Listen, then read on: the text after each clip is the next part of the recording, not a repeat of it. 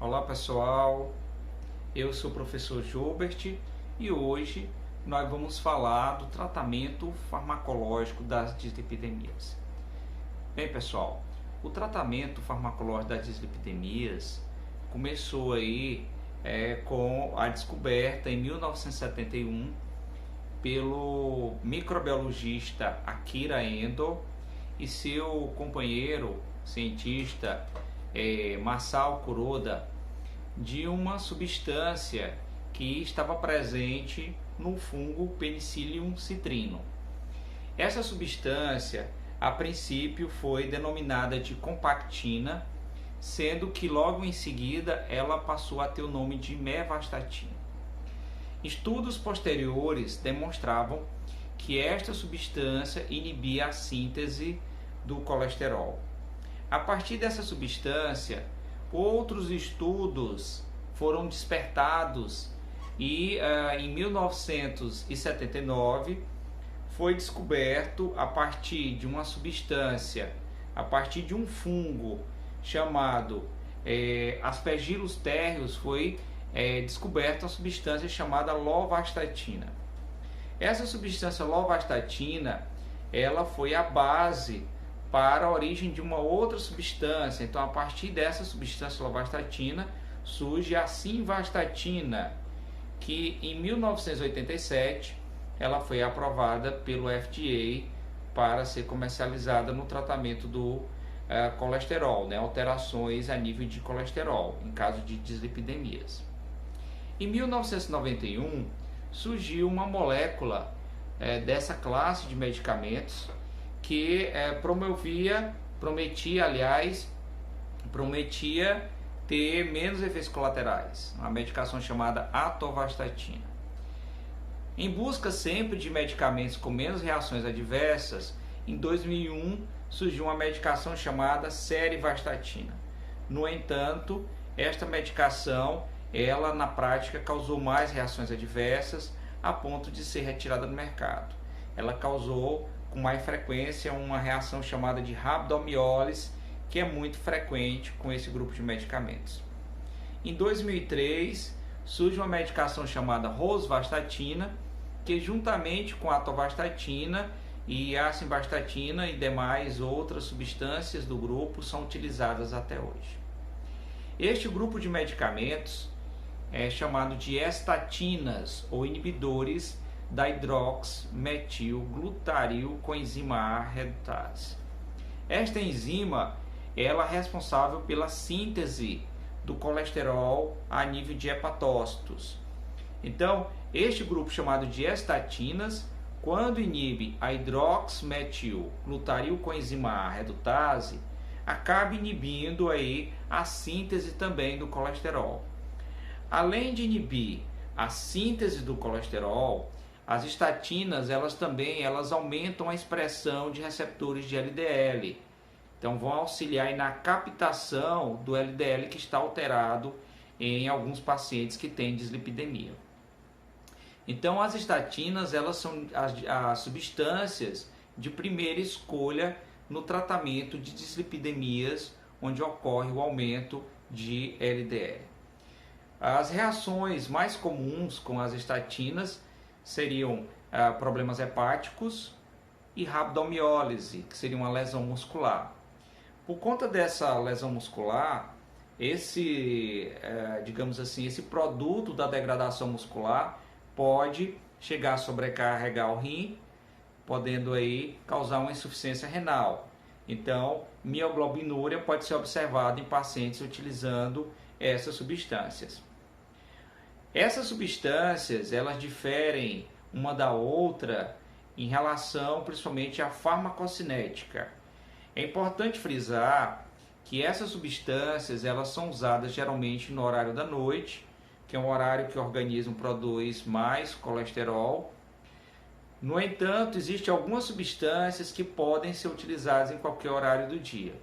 Substâncias como atorvastatina e rosuvastatina, como possuem uma meia-vida maior, elas podem ser utilizadas a qualquer horário do dia, sendo que à noite ainda teríamos níveis terapêuticos que resolveriam a problemática, diferentemente da simvastatina, que tem uma meia-vida por volta de 2 horas.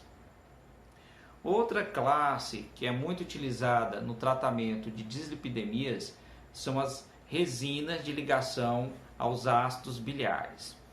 Esses ácidos biliares, eles são produzidos a partir do colesterol. E essas resinas, elas se ligam a esses ácidos biliares, impedindo que eles sejam reabsorvidos. Então, o organismo ele acaba produzindo mais ácidos biliares e, para isso, utiliza o colesterol. Dessa forma, ocorre uma diminuição dos níveis de colesterol. Substâncias que fazem parte desse grupo, temos aí como exemplo o colestipol e a colestiramina. Esses medicamentos eles podem causar o aumento dos triglicerídeos. Elas geralmente são utilizadas no tratamento de dislipidemias, onde ocorre o aumento do LDL. Esses medicamentos podem causar problemas como, por exemplo, dores musculares, problemas gastrointestinais. Então, são as reações mais comuns que podem ser observadas com o uso desse medicamento.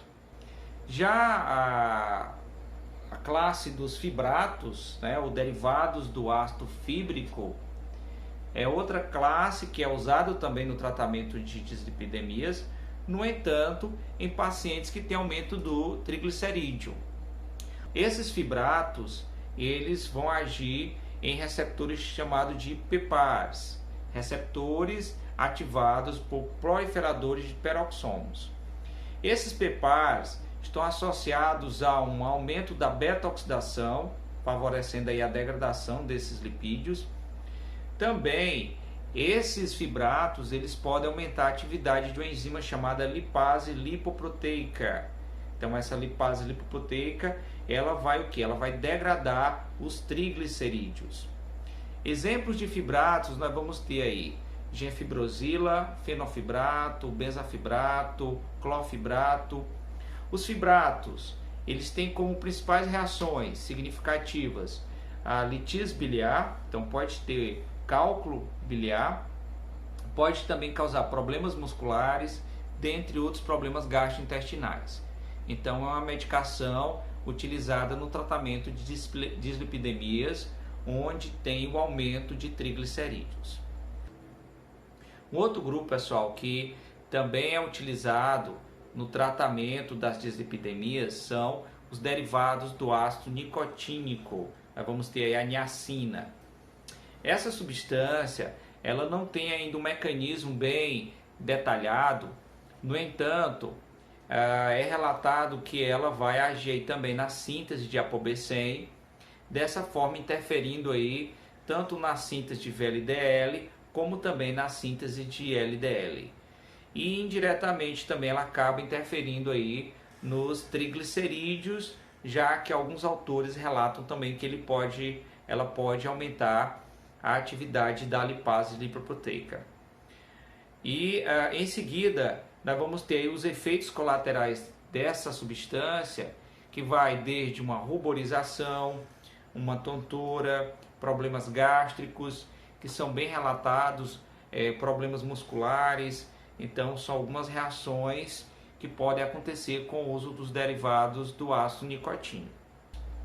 Outro grupo bastante utilizado é o grupo que nós vamos ter a inibição da absorção desses lipídios da dieta.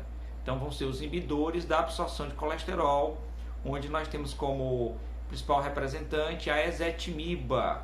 Então é uma medicação que inibe pouco esse aumento dos níveis de colesterol. Ela vai agir não na síntese, mas vai agir na absorção desses lipídios da dieta. É uma medicação que geralmente é associada com outras, sendo que as reações mais comuns são os problemas gastrointestinais.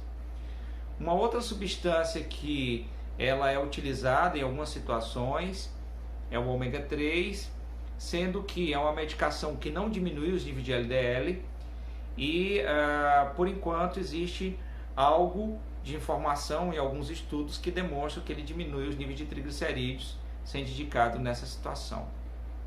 Bem, pessoal, essa foi a nossa aula de tratamento farmacológico das dislipidemias.